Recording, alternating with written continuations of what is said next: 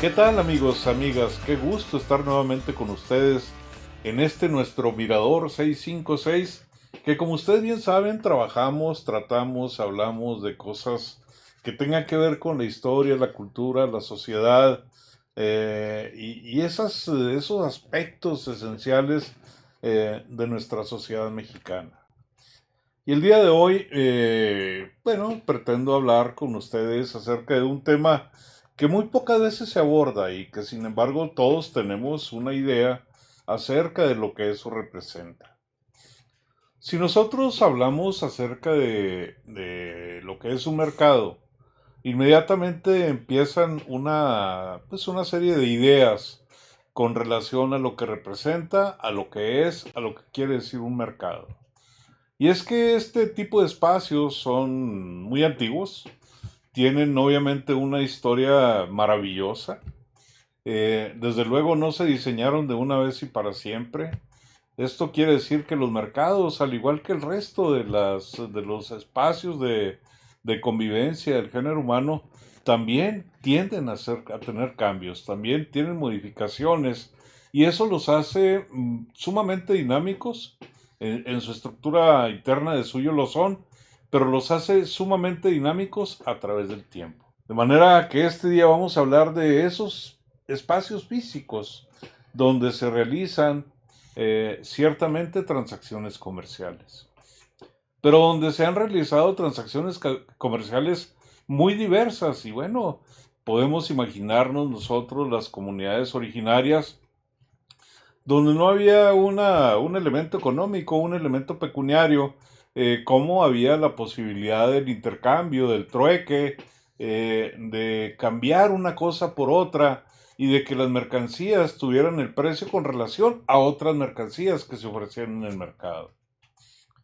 Por supuesto, en la Gran Tenochtitlán había también ese tipo de intercambios y en cada uno de los pueblos a través de la historia lo ha ido habiendo y cada mercado se va acomodando.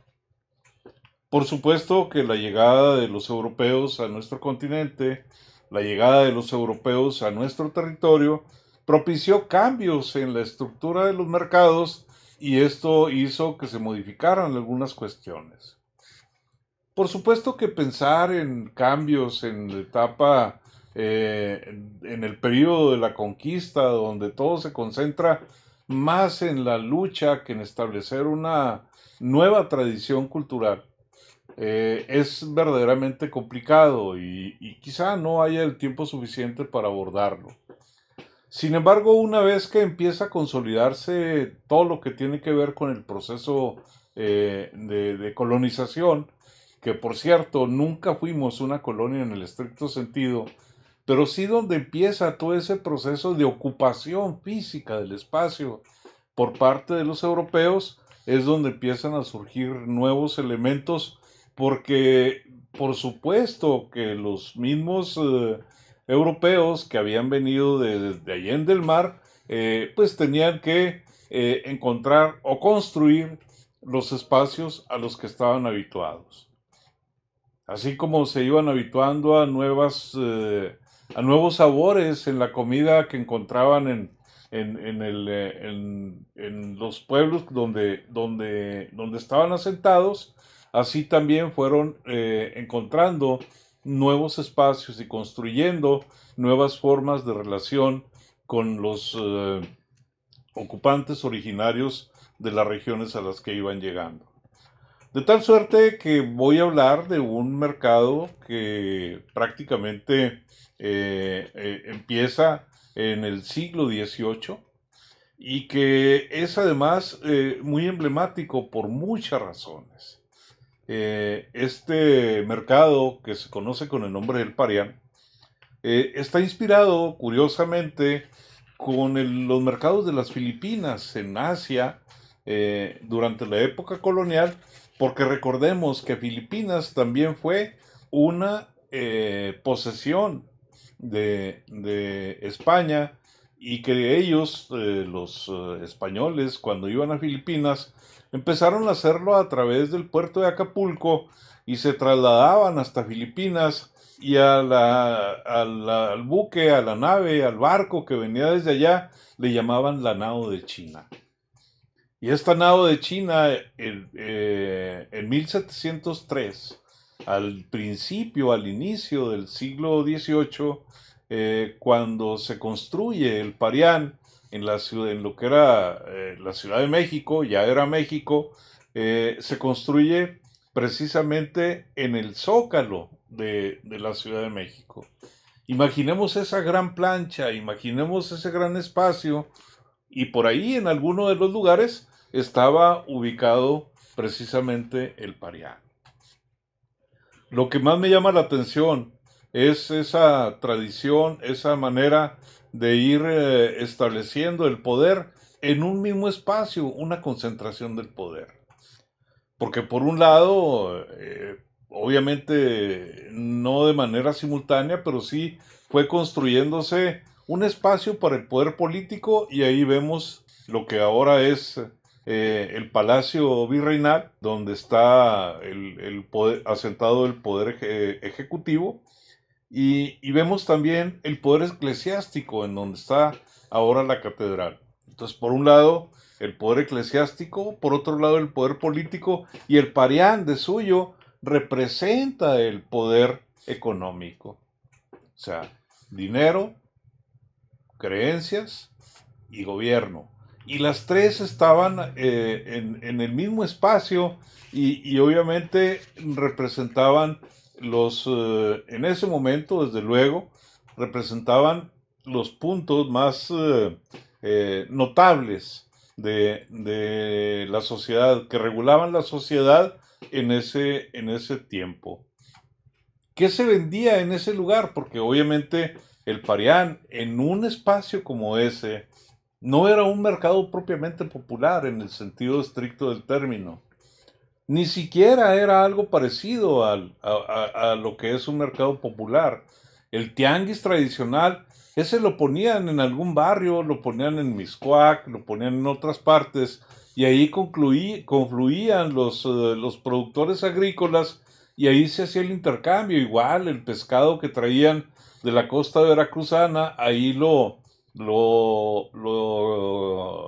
negociaban, ahí lo comercializaban y de ahí tomaban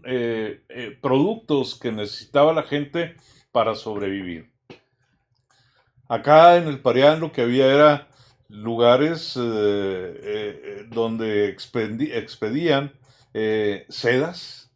donde vendían ropa fina y joyería que venía desde la lejana Asia. Fíjense, siempre hemos pensado a México o a la parte de la Nueva España, lo hemos pensado como una región sumamente vinculada con el comercio con Europa, a través del puerto de Veracruz, conexiones con los puertos de España, sí, incluso con puertos de Francia, a través de Cuba, porque Cuba era prácticamente un punto de llegada obligada por lo que representaba la isla en aquella época, y ahí llegaban, bueno, muchos productos comerciales del lado europeo, pero también venían del lado asiático por el lado del Pacífico. Es bien importante porque no todo lo podían traer de Europa, y por ejemplo, también sirve la Nueva España como un espacio de cruce de mercancías que iban de Asia a Europa vía México. Y obviamente los productos, la mercancía que demandaba para su servicio las personas, las economías más pudientes de la Nueva España, pues iban y adquirían en ese lugar exclusivo llamado el Parián, en esa época, pues todos lo que necesitaban para sus atuendos, que de suyo nos lo presenta la iconografía de la época como algo sumamente lujoso. Entonces ya encontramos dos elementos que son bien importantes y el uso que se le daba precisamente a este lugar que se conoce con el nombre del Parián. Ahora bien, Parián es un término que traspasa el tiempo. Todavía en la actualidad nosotros podemos encontrar a lo largo y a lo ancho del territorio nacional algunos sitios que reciben el nombre de Parián. Esto es, llega, se apropia del lenguaje, la gente se apropia de ese nuevo lenguaje y lo acomoda y lo va utilizando de acuerdo a sus propias necesidades.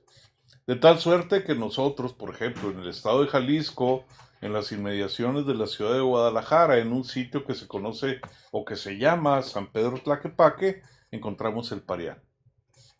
Pero no nada más lo encontramos ahí, lo encontramos también en un lugar que se llama Aguascalientes, en la ciudad de Aguascalientes, donde también se comercializa de esta manera. Y en lugares como Toluca, como San Luis Potosí, como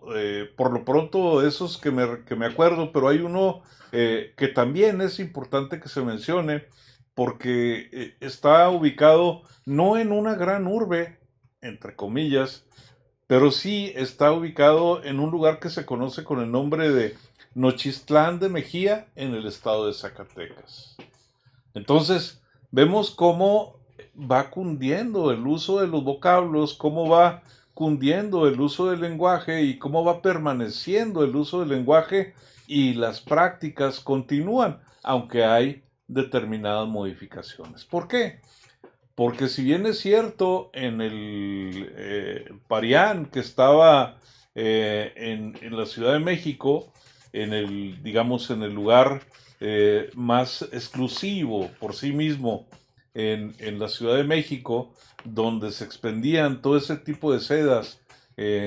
todavía en la época colonial, acá ya es un mercado más popular, ya no hay tanta exclusividad, ya no se venden las joyas en el Parián, sino que hay lugares especiales dentro de sus zonas donde se expide precisamente, donde se expende más que se expide, donde se expenden este tipo de productos a las sociedades locales. Finalmente, el Parián en el Zócalo, aquel que fue construido en el año de 1703, fue demolido en el año de 1843. O sea, ya es prácticamente previo a la reforma, prácticamente en los límites de la reforma, cuando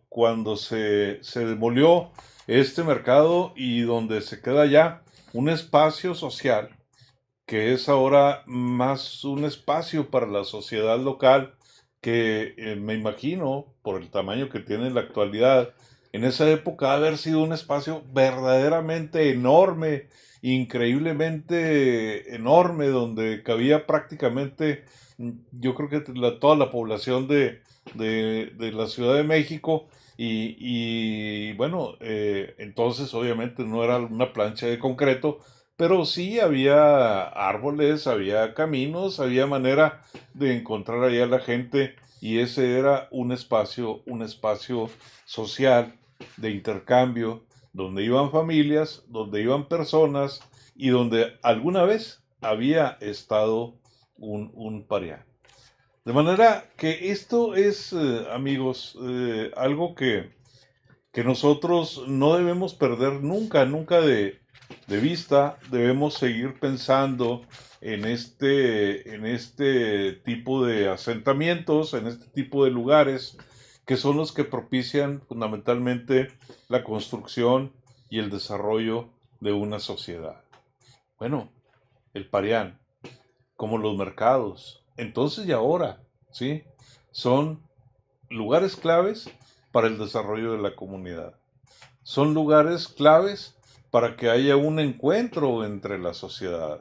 Son lugares claves para poder socializar y, ¿por qué no?, para poder incluso establecer nuevas relaciones con otras personas. Entonces, Cuando nosotros veamos un mercado que nos parezca o muy elegante o muy o poco elegante, de todos modos tenemos que pensar en la importancia que tiene para el desarrollo de una sociedad que está viva y que confluye a un espacio que de suyo tiene mucha vida, donde hay, aparte del intercambio de mercancías, aparte del intercambio de productos, hay también un intercambio social y cultural entre las personas que los visitan. Yo por aquí, por esta ocasión, voy a dejar este tema por el día de hoy. Quiero recordarles que pueden vernos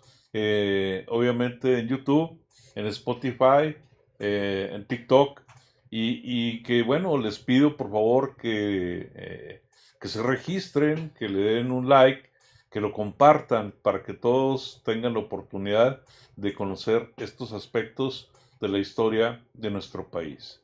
Pero no me quiero ir, amigos, sin antes recordarles que no debemos permitir que se mueran